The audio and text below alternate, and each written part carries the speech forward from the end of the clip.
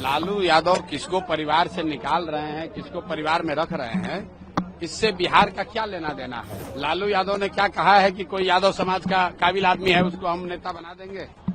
लालू यादव तो आज भी यही चाहते हैं कि तेजस्वी यादव ही बिहार के नेता बने। अगर उनको यादवों की चिंता है तो यादव समाज से किसी आदमी को मुख्यमंत्री का चेहरा घोषित कर दे, जनसुराज उनके समर्थन में खड़ा हो जाएगा। ये अपने परिवार की राजनीति कर रहे हैं, अपने बच्चों की राजनीति कर रहे हैं। इनको किसी की चिंता नहीं है कि शारीरिक और मानसिक तौर पर नीतीश कुमार स्वस्थ नहीं है।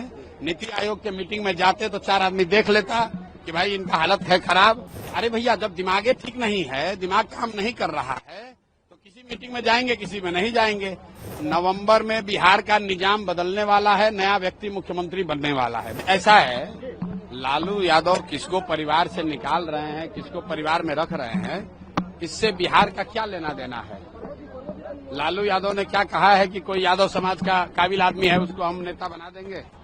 लालू यादव तो आज भी यही चाहते हैं कि तेजस्वी यादव ही बिहार के नेता बने। हम लोग तो जनसुराज में हमने ओपन कहा है कि राजद की ओर से लालू जी ये कह दें कि अगर वो जात की बात करते हैं, छोड़िए पूरा बिहार का बात, अगर उनको यादवों की चिंता है तो यादव समाज से किसी आदमी को मुख्यमंत्री का चेहरा घोषित कर दे, जनसुराज उनके समर्थन में खड़ा हो जाएगा।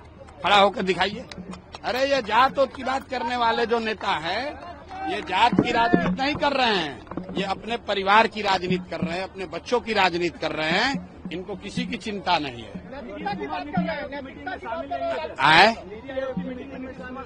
नीतीश कुमार नीति आयोग के मीटिंग में इसलिए नहीं शामिल हुए कि जो बात हम लोग पिछले 2-3 महीने से बता रहे हैं कि शारीरिक और मानसिक तौर पर नीतीश कुमार स्वस्थ नहीं है।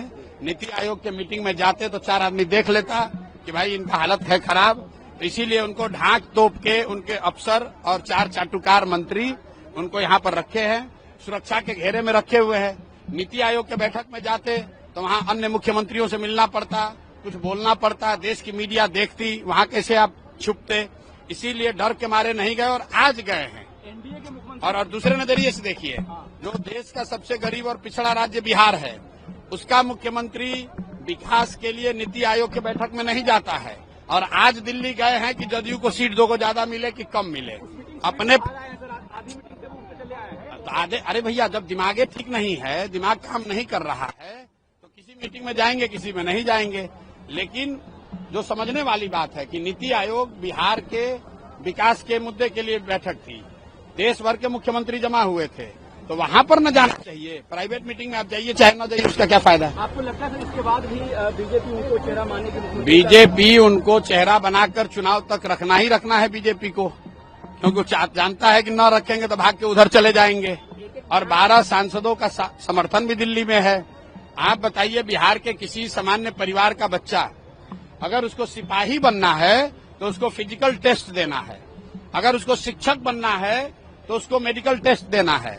लेकिन बिहार के मुखिया को न शारीरिक जांच है न मानसिक जांच है। ये आदमी को अपना नाम याद नहीं रह रहा है। किसी महिला को स्टेज पर पकड़ लिया, किसी राष्ट्रीय गान हो रहा है उसमें थपड़ी बजाने लगा, किसी आदमी को मान लीजिए कि उसका शोक में गए हैं वहां पर गाना गा रहे हैं।